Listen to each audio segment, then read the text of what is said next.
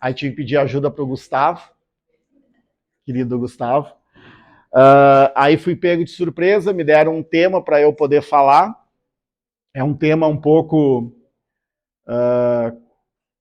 delicado de se falar, mas ao mesmo tempo bem gostoso, né? Eu gosto muito de falar, que é Eu Vejo Gente Morta, né? E qual é o posicionamento da Casa Espírita em relação a isso, né? Muito bem. Eu gostaria de começar, então, falando um pouco sobre médiums, né? O que são médiums? Né? Quem são os médiums? Somos só nós que estamos aqui? Não. Todos vocês, todos nós somos médiums. Uns em mais, outros em menos intensidade. Conforme o nosso desenvolvimento, conforme o nosso aprendizado e o nosso interesse em buscar algo de informação que possa nos ajudar na nossa mediunidade. Chico Xavier dizia, né, e outros espíritas dizem, né, que logo, logo, esse espaço aqui, ele não vai ser mais necessário, porque todos nós vamos ser senhores do nosso domínio, nós vamos ter o domínio da mediunidade, o domínio da espiritualidade. Vai chegar um dado momento no qual, de uma forma bem específica, dito por Chico Xavier também, ao qual nós vamos levantar um aparelho, vamos nos conectar à espiritualidade através de um aparelho. Diz que vai ser descoberto isso ao acaso. Né? Olha que interessante isso. Né? Mas hoje, aqui na Casa Espírita, ou em outras casas as quais eu já frequentei, muitos chegam, né, preocupados porque veem gente morta, veem vultos, sentem presenças, sentem calafrios, sentem dores no peito, algo que massifica. Tudo isso são sentimentos aos quais estão ligados à nossa mediunidade, né? E que eles mudam de intensidade e de forma conforme a nossa evolução, conforme o nosso estudo. O estudo ele acontece, e a evolução na mediunidade ele acontece de duas formas. Uma, quando eu, sentindo aquela necessidade no meu coração, vendo que existe algo a mais do que essa matéria a qual a gente vive, do que esse corpo, eu sinto a necessidade e vou buscar um conhecimento. Vou ler, vou ouvir, vou ver um vídeo no YouTube, vou buscar mensagens do Chico Xavier, de Valdo Franco, seja lá quem for, né? Cada um com as suas verdades, né? Então, esse é um tipo de médium que está buscando a sua evolução. E existem aquelas pessoas que já vêm pré-preparadas para trabalhar na mediunidade. Aí os os sintomas, as emoções, elas são mais aguçadas. E aí se torna uma linha tênue nessa questão dos sentimentos mais aguçados, porque às vezes as pessoas confundem com problemas psicológicos. Às vezes, uma pessoa é tratada com problemas mentais. Isso não descarta que todas as vezes que nós tivermos algo na nossa família ou conosco em relação a isso, que a gente busque a ajuda de um profissional. Isso é muito importante, porque às vezes a gente está passando por um distúrbio psicológico, né, e não está sabendo separar, né, a bipolaridade. Né, o médium é bipolar. Eu me considero uma pessoa bipolar. Às vezes eu estou no mundo de lá e às vezes eu estou no mundo de cá. Mas eu tenho consciência disso. Essa é a diferença. Eu tenho consciência. E eu quero andar nos dois mundos. Foi a minha opção. Eu escolhi isso. Mas muitas pessoas não estão preparadas. Aí elas vêm assustadas para a casa espírita. Rui, eu estou vendo uns vultos negros na minha casa. É um obsessor. Será? Ou será que eu estou vendo um vulto negro porque eu não estou evoluído o suficiente para conseguir materializar a imagem daquele espírito? Às vezes, nós criamos um monstro de uma coisa que é só conosco. É só nós que temos que trabalhar isso. Se eu vivo numa vida mundana, se eu vivo no meio das drogas, eu vou enxergar Jesus Cristo? Eu vou enxergar a Madre Teresa de Calcutá? Né? Ah, mas eu não quero ver. Trabalha isso. Existem formas. Existem várias formas de nós trabalharmos isso. A clarividência, que é o que se chama de ver os espíritos, né? Vidência todos nós temos. Quem não tem vidência são as pessoas que têm deficiência visual. Então, todos nós somos videntes na parte física, não aquela parte de adivinhar, certo? A clarividência é o dom mediúnico de poder enxergar espíritos, materializar o ectoplasma e assim por diante. Mas como fazer para eu poder enxergar uma criatura agradável? As pessoas importante. As pessoas pensam que todo mundo enxerga. Não. A maioria manifesta a imagem no subconsciente. Uma coisa muito louca. Eu, por exemplo, eu não enxergo o espírito como eu enxergo vocês aqui. Pode ser que até eu já tenha enxergado, visualizado um espírito, mas não soube identificar entre o encarnado do desencarnado. Eu, Rui, tenho a mensagem no meu cérebro. Ó, lá tem um espírito que está parado, ele está usando calça assim, assim, assim, com uma camisa assim, assim, consta algo nas mãos dele, e ele gostaria de falar com a Joaninha, com a Mariazinha, enfim, quem for. É lá, aqui dentro, que geralmente é essa a conversa que nós temos com os espíritos. E isso às vezes assusta as pessoas.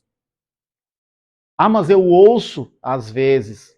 Também temos que observar e cuidar isso. Não precisamos nos assustar com o ouvir. Por quê? Porque às vezes nós, quando estamos entrando num transe sem saber, nós às vezes nos conectamos com os pensamentos das pessoas. Né? Um exemplo. Estou eu aqui conversando com vocês e comecei a sentir uma vontade de rir. Será que é um espírito? Não sei. Como é que eu vou saber? Eu começo a sentir a energia das pessoas aqui, eu olho para a irmã e digo assim, tu estás com vontade de rir? E ela diz, estou. Pronto. Me conectei entrei na frequência dela e comecei a sentir o que ela estava sentindo. E não precisava ser um espírito zombeteiro. E sim, era ela. Entendeu? É, exatamente. Às vezes a gente está num lugar e diz, eu tô com uma vontade de brigar, tô com uma vontade de dar um soco em alguém. A gente está conectado com algum tipo de energia dentro da casa. Isso não quer dizer que é um espírito que está fazendo com que eu bata em alguém. Então nós temos que ter esse discernimento. Isso que nos separa da parte da psicologia. Quando a gente começa a ter a racionalização desse tipo de sentimento. Começamos a entender, nos entender, né? E nesse ponto entra a casa espírita, que ela serve para quê? Para te dar esse auxílio nesse momento. Eu já conversei com pessoas, conversei com uma senhora uma vez, a qual ela estava achando que era louca, e era uma pessoa extremamente católica, né? E não admitia que ela via pessoas mortas, porque não se admitia isso na família dela.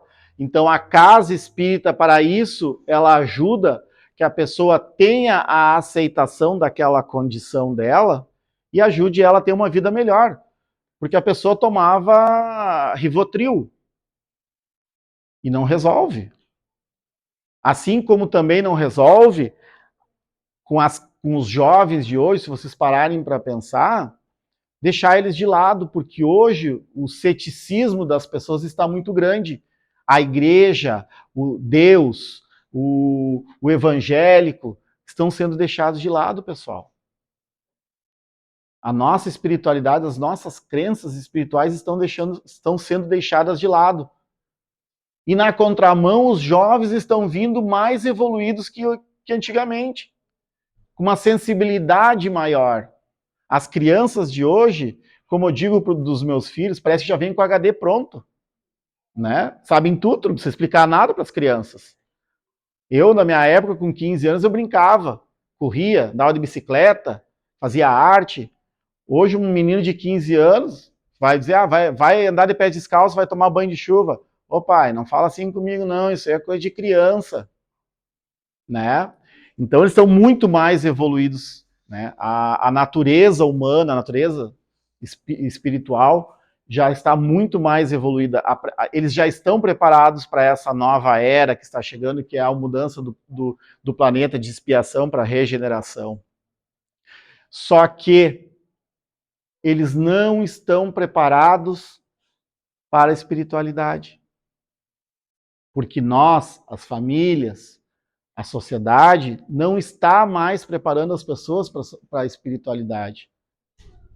Isso hoje aqui é uma dádiva para casa, a gente vê uma casa cheia de pessoas interessadas em buscar um auxílio espiritual.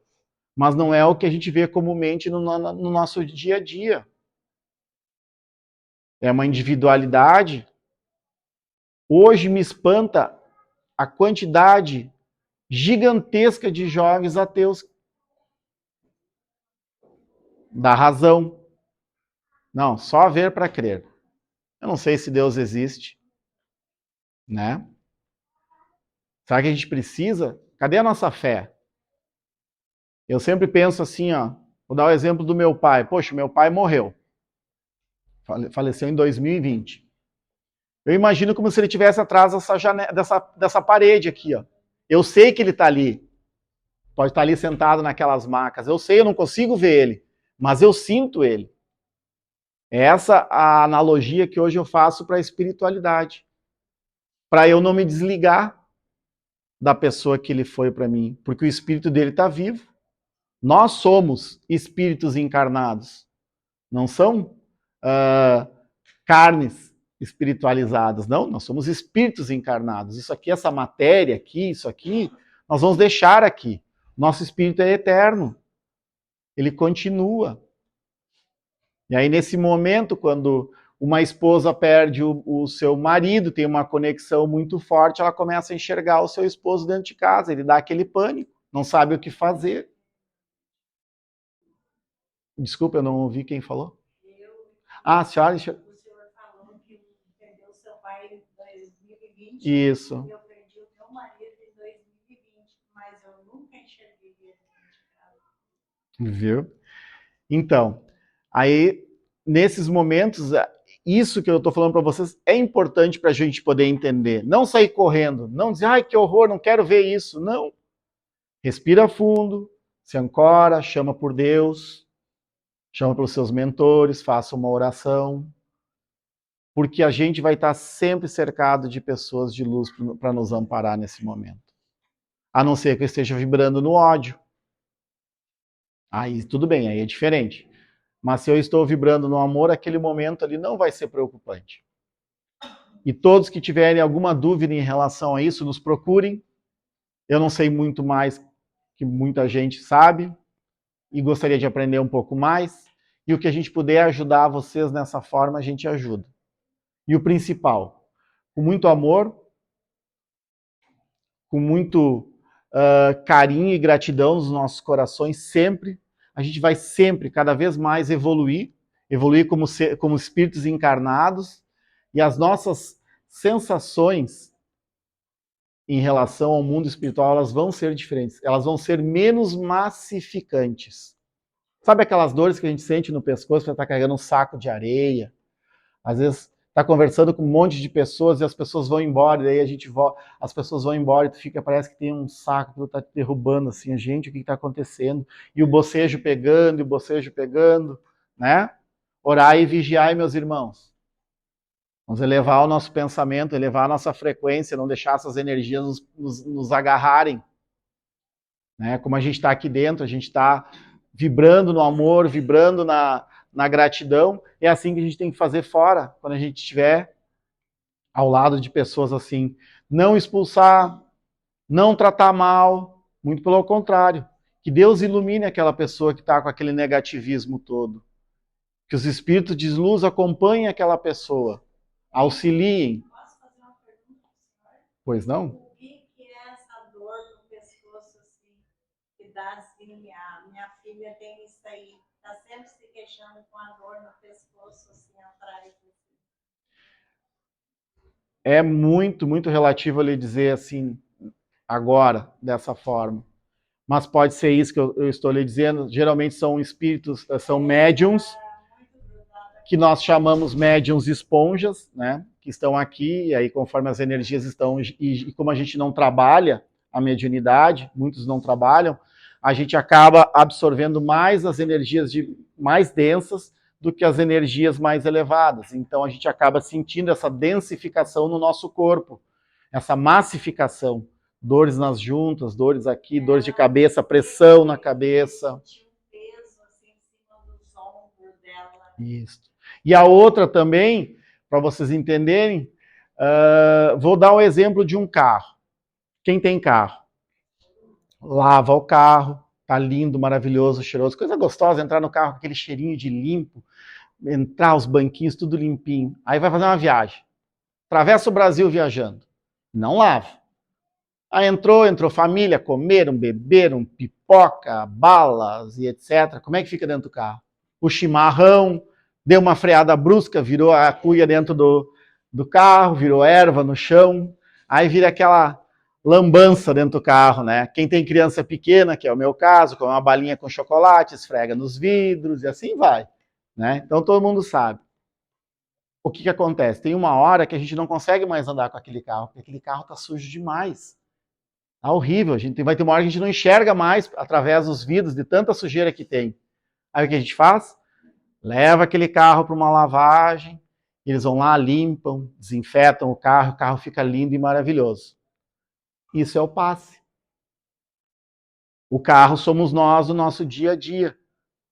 Passamos um local, pegamos uma energia ruim, cada vez a gente vai ficando mais pesado, mais pesado. Aí quando a gente vem na casa, toma o passe. O porquê que nós tomamos o passe antes de ser atendido nas macas? Porque é ali que a gente lava o nosso espírito, limpamos ele de todas essas energias densas, todas essas massificações.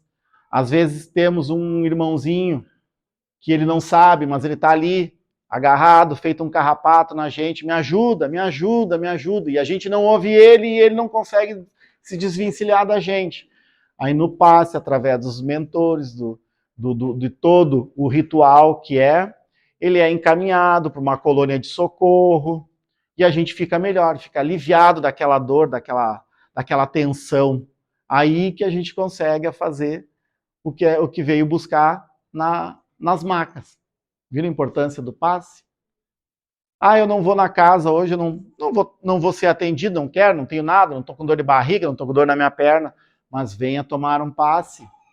Uma semana longe, que a gente junta de sujeira, a gente vai agarrando, nós somos energia, e a energia ela cria um magneto que atrai a energia. E como nós não estamos tomando passe ou dentro da casa, a gente acaba atraindo mais energias de baixa vibração do que as de alta vibração. É praticamente impossível a gente sempre ficar aqui vibrando aqui em cima. Eu saí daqui leve, faceiro. Saí daqui, um cara me cruzou numa preferencial e eu quase bati o carro. Ah, descarrego meu fel ali, o que acontece? Baixo minha vibração, né? Orai e vigiai, cuidar os pensamentos, cuidar as nossas formas, pensamentos. Tudo isso é importante. Tudo isso que constrói o nosso ser melhor. Tudo isso faz com que a gente fique melhor, não só a casa. Por isso que lá no início eu falei para vocês que vai chegar um dado momento que aqui não vai ser mais necessário, porque tudo isso que eu estou falando para vocês, automaticamente nós vamos fazer. Nós vamos ter esse dom. Essas crianças amadas que estão chegando hoje já estão vindo preparadas. O chipzinho deles já está formatado com essas informações. São espíritos elevados os quais vieram nos ajudar e nós aprendermos com eles, né? Hoje a gente diz tudo que é criança, tudo é espectro autista.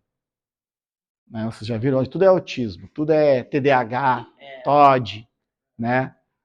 Mas experimentou trazer uma criança para uma casa espírita ou levar para o meio de um gramado, para a criança largar aquela energia, porque que coisa mais linda que a energia, que é um vulcão pronto para entrar em erupção, uma criança de energia. Né? Aí às vezes a gente acha mais fácil dar um antidepressivo para aquela criança e socar ele numa psicóloga, num tratamento psicológico, uma Ritalina, né? E às vezes ele só quer expressar toda aquela energia espiritual a qual ele veio aqui para fazer isso. E nós estamos bloqueando ele. Aí o que acontece? O jovem não é compreendido, acontece às vezes de ter o suicídio por causa da depressão, ou entra no mundo das drogas, né? Por não ter esse esclarecimento. Então, vocês que estão aqui hoje, que tiveram essa oportunidade de ter esse esclarecimento, vai chegar um momento, e nada é por acaso, como sempre foi dito na espiritualidade, que vocês poderão e virão a usar essas informações para ajudar alguém, trazer alguém de volta para a luz. Seja um parente, um amigo, alguém que estará ao lado de vocês. Nada é por acaso. Todos tenham uma excelente noite, que possam sair daqui melhor do que aqui chegaram, tá? E que Deus ilumine o coração de todos vocês. Muito obrigado. Uma boa noite. Vamos lá?